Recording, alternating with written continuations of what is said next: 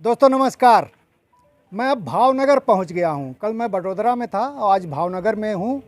और यहां भावनगर से करीब जो है एक 7 किलोमीटर दूर जो है अमनिया गांव है। ये भावनगर में 7 कॉन्स्टिट्यूंसी आती है। भावनगर लोकसभा क्षेत्र में 7 विधानसभाएं हैं, उसमें भावनगर ग्रामीण भी एक विधानसभा क्षेत्र है। उसी के अमनिया गाँव में मैं इस समय पहुँचा हुआ हूँ। अगर पूरे ज़िले की तस्वीर आपको बताएँ या पूरे लोकसभा क्षेत्र की, तो ये कहा जा रहा है कि यहाँ जो है सबसे ज़्यादा जो है मात्रा में यहाँ कोली हैं, दूसरे नंबर पे छत्री आते हैं और तीसरे पे पटेल समुदाय के लोग रहते हैं। बीजेपी ने जो है किसी छत्री समुदाय के किसी भी प्रत्याशी को अपना प्रत्याशी नहीं बनाया है, जबकि कांग्रेस का एक प्रत्याशी छत्री समुदाय से आता है। बाकी कहा जाता है कि एंटी जो है छत्री गोलबंदी जो है बीजेपी करती है इस ज़िले में और इस लोकसभा क्षेत्र में। बहरहाल एक राजनीतिक समीकरणों की बात रही तो चुनाव में क्या बैठता है, किस तरह चीज़ें सामने आती हैं, वो देखने की बात होगी। लेकिन इस समय जब मैं गांव में हूं तो गांव के जो सवाल हैं, जो समस्याएं हैं, मुझे लगता है उस पर हमको बातचीत करनी चाहिए। तो जिस गांव में हूं इस इलाके में कपास की खेती होती है, बहुत बड़ी खेती होती है। सबसे ज़्यादा किसान जो है कपास की पैदावार करते हैं। तो उस सवाल पर मैं लोगों से बातचीत करूँगा। इसके अलावा कोविड के दौरान यहाँ बड़ी समस्या पैदा हुई थी, लिहाजा वो भी एक मुद्दा होगा। इसके अलावा और क्या कुछ मुद्दे हैं इस इलाके के गांव के लोगों के, उस पर बातचीत करेंगे। तो शुरुआत में हमको लगता है किसानों की, चूँकि यहाँ खेड़ूत बोला जाता है किसानों को, तो शुरुआत में किसानों की समस्याओं से करूँगा। और सबसे पहले मैं आप ही से करूँगा। शुभ नाम अपना बताइए। पृथ्वीराज सिंह, गोहिल पृथ्वीराज सिंह। गोहिल पृथ्वीराज सिंह। हाँ। तो ये बताइए कि यहाँ इलाके में जो गाँव हैं, कितने गाँव में पहले आबादी हमको बता दीजिए, कितने लोग, हाँ संख्या कितनी है? 4500, 4500। 4500। अच्छा। और इसमें अगर ऐसे ही जानने के लिहाज से सामाजिक तौर पर अगर देखा जाए तो किस समुदाय के लोग हैं, किस किस संख्या में? क्षत्रिय है, हाँ, और कोली है। अच्छा। और मालधारी समाज भी है। अच्छा, मालधारी समाज। हाँ। तो क्षत्रिय और कोली तो समझ में आ रहा है। हाँ। ये मालधारी समाज क्या होता है? मालधारी समाज जो पशुपालन करते हैं। अच्छा। तो छत्री 4500 में छत्री कितने होंगे, कितने कोली और कितने मालधारी? 2000 छत्री होंगे। 2000 छत्री होंगे। हाँ। और कोली 1500 और बाकी मालधारी। हाँ, बाकी मालधारी। तो इसमें जो खेती करते हैं, क्या बेसिकली खेती कपास की होती है, किसके अलावा और भी कोई खेती? नहीं, कपास की होती है, मूंगफली की होती है। अच्छा। और लेकिन कैश क्रॉप ही है दोनों। कैश क्रॉप बोली जाती है ना, जहाँ पैसा आता है। हाँ। तो अभी जो कपास की खेती हो रही है उसमें क्या समस्या आ रही किसानों को? समस्या में तो कुछ है ही नहीं। हाँ। बारिश के कारण। अच्छा, बारिश, क्या पानी ज़्यादा ज़रूरत पड़ती है कपास के लिए? हाँ, पानी की ज़्यादा ज़रूरत पड़ती है, लेकिन बारिश पीछे से हुई ही नहीं ना। अच्छा। इसलिए मूंगफली और कपास में दोनों में नुकसान हुआ है। हाँ। तो आमतौर पे जो पिछले दिनों जितना आय हो जाती थी कपास से, अब उस तरह की आय नहीं हो रही? नहीं होती। अच्छा।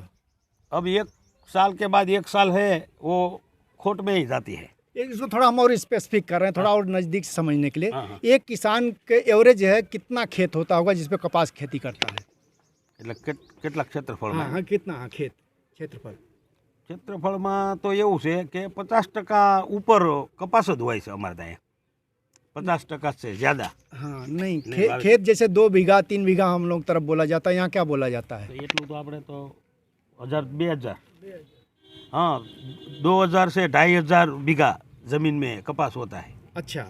और 1500 में मूंगफली होती है। अच्छा। और बाजरा और वो 400-500 बीघे में होता है। तो एक किसान का खेत अगर अच्छा हो, कपास खेती अच्छी हो, तो साल में कितना जो है बना लेगा अपने खेत से?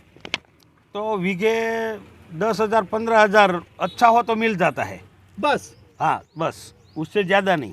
क्या बात कर रहे हैं? हाँ, केवल 15,000 रुपये मिलेंगे? 15,000 रुपया बीघे मिलेंगे। हाँ, बीघे। नहीं तो हम बीघे मान लीजिए, हम कह रहे हैं टोटल एक किसान की आय कितनी हो जाती है साल भर में? साल भर में किसान की आय कोई हो जाती, जो सबको एक एवरेज क्या है, बीघे पे 10,000 15,000 मिलता है। अच्छा। और सबके पास एक सरखी जमीन नहीं होती ना। हाँ। वो किसी के पास 2 हो, 5 हो। अच्छा। 10 हो। अच्छा। ज्यादा से ज्यादा कोई 20-30 बीघा वाला होगा। अच्छा हाँ, सरेराश 1,00,000-1,50,000 से ज्यादा किसी के पास आवक नहीं आती है। अच्छा, 1,00,000-1,50,000 बहुत लाख, महत्वपूर्ण 1,50,000 बात, 1,00,000-1,50,000 मैक्सिमम मैक्सिमम। मैक्सिमम हाँ, और मिनिमम 15-20 हज़ार रुपये। मिनिमम 15-20 हज़ार 15-20 रुपए। और जब खराब हो जाती खेती है तो फिर वो जो 15-20 हज़ार 30 नहीं नहीं, वो 15-20 हज़ार ही नहीं मिलता, उनका जो होता है वो ही जाता है। ये बहुत महत्वपूर्ण बात कह रहे हैं। देखिए, अगर बहुत अच्छी खेती हुई तो 1 से 1.5 लाख रुपए तक, और अगर खेती खराब हो गई तो 15-20 हज़ार रुपए भी नहीं मिलते हैं। तो ऐसी स्थिति में जैसे जिसके पास कपासी है, आप लोग यहाँ धान गेहूं तो बोते नहीं उस रूप में, नहीं, बहुत कम, बहुत कम। बहुत कम। तो खाने पीने का कैसे हो पाता उनका? खाने पीने का तो दूसरे खेडूत के पास से लेना होता है ना, गांव में वो दो चार उधार पाँच लेते हैं। हाँ, उधार लेते हैं। अच्छा अच्छा। अभी शुभ नाम बताइए अपना। रमेश भाई, आप क्या करते हैं? मैं खेती करता आप भी खेती करते हैं? कपास आप भी बोते हैं? हूँ। कपास तो इस बार आपका कपास कैसा है? बस सबका ऐसा ही है, बहुत अच्छा नहीं है। बहुत अच्छा नहीं है। तो ये जो खेती होती है, और लागत कितनी आती है? क्या मतलब हैं? क्या लागत, हाँ, जो उसमें पैसा खाद वो देते हो कितना होता है? खर्चा हाँ, खर्चा तो लगता है, हाँ। 50% खर्चा लगता है। 50,000 खर्चा लगता है। जो जमीन में आवक आती जमीन है में ना, जो उसमें आते 50% हैं, खर्चा में 50% चला जाता है, खर्चा में 50% चला जाता है। मजदूरी में चला जाए तो मजदूरी कभी कभी तो कुछ नहीं मिलता। वो कहना चाहते हैं। अच्छा, आप बहुत महत्वपूर्ण, अगर 50,000 जो है लागत गई, मतलब मजदूरी और ये क्या नाम है, खादोद भी, हाँ, तो 1 लाख रुपए तो चला जाएगा लागत में। तो जो अगर 50 अच्छी खेती हुई तो 50,000 रुपये आपको मिल जाएंगे। हाँ, तो देखिए, 50,000 रुपये जो लागत, मतलब उसे खाद, 50,000 रुपये जो है मजदूरी, और 50,000 रुपये की बचत, कुछ यही कहानी है क्या है? आप बताइए, आप किसकी खेती करते हैं, मूंगफली की कि कपास की? मगफली ने कपास बे। दोनों। हाँ, इस बार आपका कैसे है, खेती कैसी है? खेती 10-15 हज़ार वीघे મળે એમાં ખર્ચમાં હોયું છે બધું. बस કાંઈ મજૂરીમાં હોયું છે, मजदूरी में खर्च हो गया, ખર્ચો હોયો છે, કાંઈ પકતું નહીં. तो उतना आ जाएगा पैसा? પૈસા તો આવી જાય. उतना आ जाएगा, હા, ખર્ચ मुनाफा नहीं होगा। ખર્ચ ન હોયું જાય નથી થતું. ये जो कह रहे हैं क्या मुनाफा नहीं होगा, कह रहे हैं? मुनाफा मतलब क्या, खर्चा भी इतना महंगाई इतनी है कि हाँ। इसकी वजह से खर्चा ज़्यादा लगता है। अच्छा, मजूरी महंगी हो गई, 400 रुपये दाढ़ी मिलता है। आई बात समझ में? हाँ। एक मजूर लाएगा तो 400 रुपया लेता है। हाँ, तो फिर मजदूरी में चला जाता है, मजदूरी में ज़्यादा चला जाता है। ज़्यादा चला ऐसी बात बोल, मैं समझ रहा। खाद इतना महंगा है, हाँ हाँ बियारण महंगा हाँ है, हाँ तो हिसाब जोड़ेगा ना हाँ। तो खेडूत को 25% या 20% से ज़्यादा नहीं मिलेगा। ओ, आई बात समझ हाँ, में? समझ 100 रुपये में से 20 रुपये मिलेगा। 100 रुपये में से 20 रुपये। 15,000 का कपास हुआ होगा हाँ। तो 3,000 रुपये मिलेगा ओ, 12 महीना का। आई बात समझ में? हाँ, हाँ। 8 महीने का वो उसका पीरियड होता है। हाँ और मई, मतलब हम जो मई जून से हाँ जून से अभी ये जनवरी तक, हाँ, तो उसमें से एक बीघा में 15-20 हज़ार रुपया भी नहीं मिलता। नहीं मिलता, 3,000 रुपये तक मिलता। हाँ, नहीं, चोखा मतलब हाँ, समझ। मुनाफा। आई बात समझ? हाँ हाँ। तो अभी जो है यहाँ जो बाजार है, मार्केट है, जहाँ कपास बेचना पड़ता, तो लोग आ जाते बनिए घर पर खरीदने, का आपको ले जाना नहीं पड़ता? नहीं, हमारे यहाँ मार्केटिंग यार्ड नजदीक है। अच्छा। मतलब 10 किलोमीटर है। अच्छा और कोई लोग गांव में भी खरीदने आते हैं। अच्छा भाव सेम ही रहता है, सेम वो ही 5-10 रुपये का फर्क अच्छा, उसमें कोई रहता वो होगा, बाकी वैसा कोई ज्यादा फर्क नहीं है। बिल्कुल बिल्कुल। और मूंगफली वालों को क्या है, मूंगफली वालों की भी यही स्थिति है, इसी तरह की? मूंगफली यार्ड में जाते हैं, वो भी यहाँ के वो जो पीलते ना, हाँ, घाना वाला, हाँ। वो ले जाते हैं। अच्छा, उसका भी 1200 रुपये के करीबन भाव है। और उसमें भी लागत आती है ज़्यादा? नहीं, उसमें खर्चा तो दोनों में सही लगता है, सेम ही लगता है। सही लगता है। हाँ, और वो मूंगफली का क्या है, टाइम थोड़ा कम है, 3-4 महीने में निकल जाता है। अच्छा। और कपास 8 महीने 6-7 महीना लगता है। ओ, और मूंगफली निकाल के पानी होगा तो कोई गेहूं करेगा, जीरा करेगा, डूंगरी करेगा। आई बात तो सियाल, समझ गया, मतलब मूंगफली में समय कम खरीफ लगता है। लेगा, बाद में सियाड़ो लेगा दिवाली के बाद। बरोबर? बिल्कुल। अपना नाम बता दीजिए, शुभ नाम क्या है? धर्मेंद्र सिंह। धर्मेंद्र जी। मैं आता हूँ अभी, क्योंकि और महत्वपूर्ण बात करनी है। आप भी किसान हैं सर? हैं? आप क्या बोते हैं अपने खेत में? मैं टूक में ऐसा बोलूँगा, ये खेती प्रधान देश है। हाँ तो जय जवान की और जय किसान की बुलाई जाती है। और किसानों को यहाँ काट देते हैं और सैनिकों को सरहद पर काट दिया जाता है। तो दोनों जगह कटाई चल रही है। कटाई चल रही है। तो क्या ये भारत आगे बढ़ रहा है? बस ऐसे ही बढ़ रहा है। किसानों का कोई ख्याल नहीं रखता। दवा दारू ऐसे खातर बियान सभी महंगा हो जाता है। खेडूत तो घर में कुछ नहीं, खेडूत तो क्या करेगा? इसका पूरा करेगा कितना? बहरा छोकरा ये मोंघवारी पेट्रोल का भाव देखो आसमान तक छू गया है। तो ये सरकार ऐसे चलेगी? बस ऐसे जय जवान ने जय किसान, ये सार्थक नहीं है। लेकिन मोदी जी कह रहे हैं कि हम तो विश्वगुरु बना रहे हैं देश को। विश्वगुरु बनाना है वो अपने अपने वो ऊपर है ना। वो जो लोग गरीब है ना वो तो वहाँ ही रहेगा। गरीब है ही गरीब रहेगा और मालदार है ना वो ही ईमानदारी पैसे वाला ही पैसे ही बने, उसको पैसे से पैसा बनाएगा। ठीक ठीक। हाँ, खेडूतों के पास कुछ नहीं है। उसका मोंघवारी मजदूरी इतनी बढ़ गई है ना कि खेडूत की परिस्थिति एकदम कफोड़ी हो गई, खराब स्थिति हो गई। नट सेल में इन्होंने बता दिया। आइए हमको जरा कोविड वाले बात करनी है। हाँ, ये जो आप बता रहे थे कि कोविड के दौरान पूरा गांव परेशान था आपका, तो वो जरा तस्वीर पेश करिए, क्योंकि बाहर भी जाए लोग जानना चाहते हैं किस तरह से परेशान था, क्या परेशानी थी। परेशानी में तो कोरोना के दिन जो इसी गांव में हाँ 70 से 75 आदमी की 75 की मौत हुई है। 75 लोगों की मौत। 75 लोगों की जी। इस गांव में। अच्छा।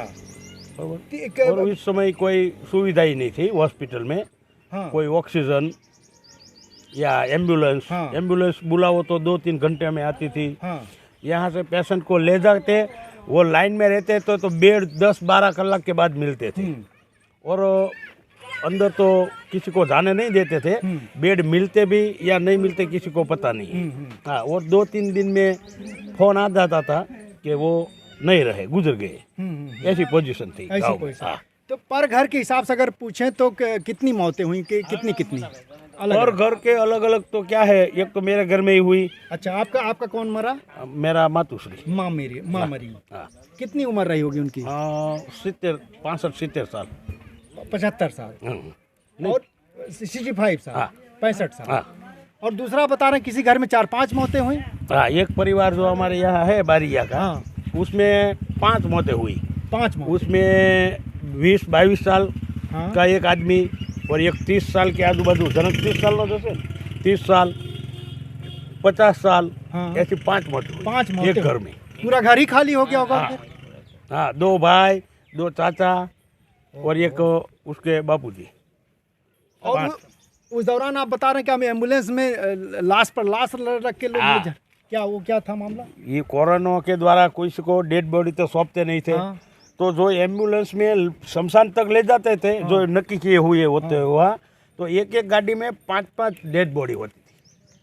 5-5 ठीक। एक एम्बुलेंस में। तो जैसे आप तो इस गांव के हैं, आसपास के गांव की भी कुछ इसी तरह की तस्वीर थी? क्या सूचनाएं आ रही थी? क्या आजू बाजू के गांव की, ये चमाड़ी गांव था, उसमें तो 150 कितना 150-200 नो आंकड़ो હતો चमाड़ी। कितना फिर से बताइए, कितने मरे? चमाड़ी 150 થી 250 એટલે 150 से 175। ओ, ऐसा तो कई गांव है। हाँ, ऐसा तो कई गांव है। हाँ। अरे 80-85 बरोबर। પછી અમુક ને શું થાય, પોઝિટિવ નો પોઝિટિવ એવું ગણાવી દે, પણ હોતા था तो पॉजिटिव थे नहीं, कोरोना सही अच्छा, हुई। उसमें कई बार बताते भी नहीं थे नहीं कि बताते। कोरोना सही मौत हुई। हाँ। तो जो मुआवजा दिए बाद में कितने लोगों को दिए? गांव में तो 25 से 30 आदमी को पैसा आया है बाकी और को कुछ नहीं 50% मिला। को नहीं मिला। नहीं, 50% को नहीं 50 मिला। को नहीं मिला। 50% को नहीं मिला, 50% को मिला। ठीक। तो उनको क्या दिया कि मतलब दूसरी बीमारी से मरे हैं, कुछ ऐसा बता दिया? हाँ, सब्जेक्ट उसके जो रिपोर्ट में आता था उसमें सब्जेक्ट लिखते थे, मतलब कि शंकास्पद, हाँ ही नहीं ना ही नहीं। इसमें कोरोना वाले में और आपको कुछ जोड़ना हो जो लगता हो कि नहीं आई ये बात, कोई सूचना?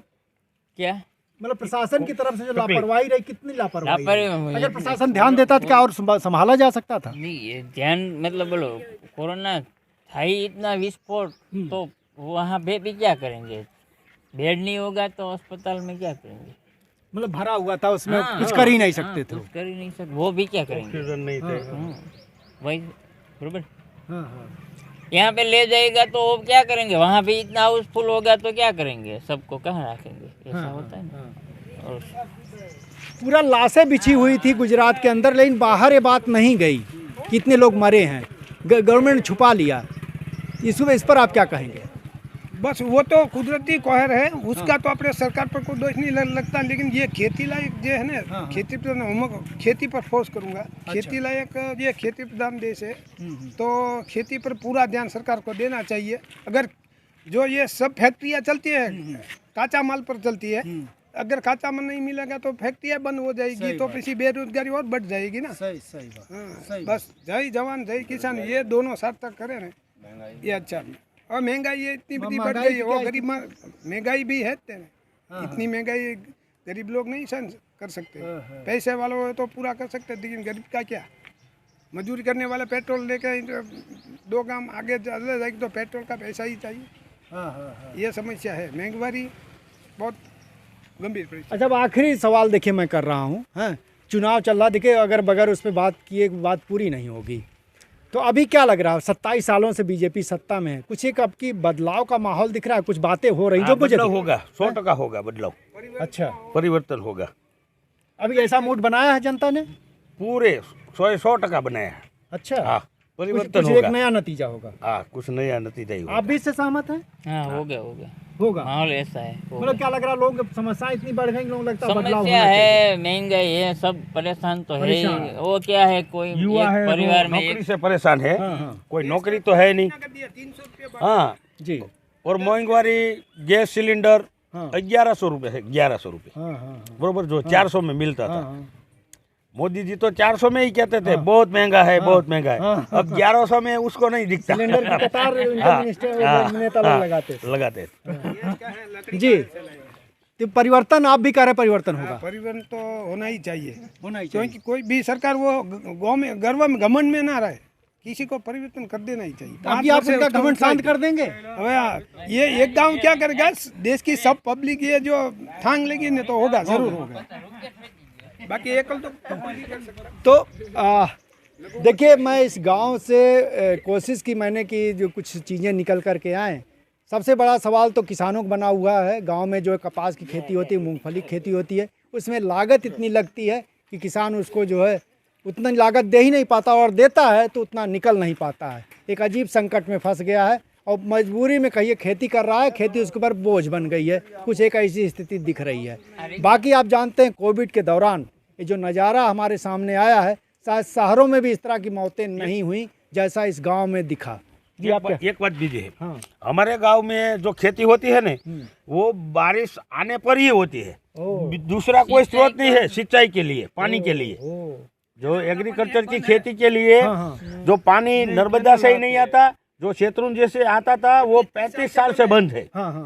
इसलिए बारिश हो तब भी खेती हो पाती है, सिंचाई का कोई दूसरा विकल्प नहीं है। ये बोरिंग और बिजली के जो नहीं कुछ नहीं, ऐसा कुछ है ही नहीं। यहाँ की पानी जो है ना, वो पीने के लायक भी नहीं है और सिंचाई को देने के लायक भी नहीं है। वो मेन प्रश्न है ठीक ठीक यहाँ की। ठीक। तो देखिए कि अपनी सिंचाई की समस्या की बात कर रहे हैं, सिर्फ जो है नारों के भरोसे या वो आसमानी जो बारिश होती है उसके भरोसे ही किसान रहते हैं, तो कोई दूसरा विकल्प यहाँ मौजूद ही नहीं है। तो अगर ऊपर से बारिश होगी तो खेती अच्छी होगी, और नहीं होती है तो फिर जो है किसान को मारे मारे फिरना पड़ेगा। बहरहाल मैं बात कर रहा था कोविड की, और 75 मौतें इस गांव से हुई हैं। बता रहे हैं आसपास के कुछ ऐसे गांव हैं जहां 150 मौतें हुई हैं, लेकिन सरकारी जो खाते में दर्ज हैं वो 20-25 नाम दर्ज हैं जिनको कोविड से दिखाया गया है। तो आप ये तस्वीर बता रही है कि पूरे गुजरात के दौरान, कोविड के दौरान क्या स्थिति रही होगी, जिसको पूरे देश के अंदर सरकार ने छिपाया। उसकी असलियत एक गाँव बताता है, और कितनी गुना ये गंभीर थी उन मौतों से उसका अंदाज़ा लगाया जा सकता है। ये इस चुनाव में काम करेगा कि नहीं करेगा ये तो नतीजे बताएंगे, लेकिन यहाँ जो मूड आपने देखा होगा, सब लोग एक सुर में कह रहे हैं परिवर्तन, और किसी को घमंड में नहीं रहना चाहिए। जनता सबका घमंड जो है चूर कर देती है, उसको ख़त्म कर देती है। कुछ इस तरह के जज्बे के साथ भी लोग बात कर रहे हैं। अब देखना होगा ईवीएम में किस रूप में ये दर्ज हो पाता है। बहरहाल मुझे यहाँ से इजाज़त दीजिए, हम आगे बढ़ते हैं और फिर किसी नए गाँव और किसी नए जगह की तस्वीर आपके सामने ले आने की कोशिश करेंगे। धन्यवाद, नमस्कार।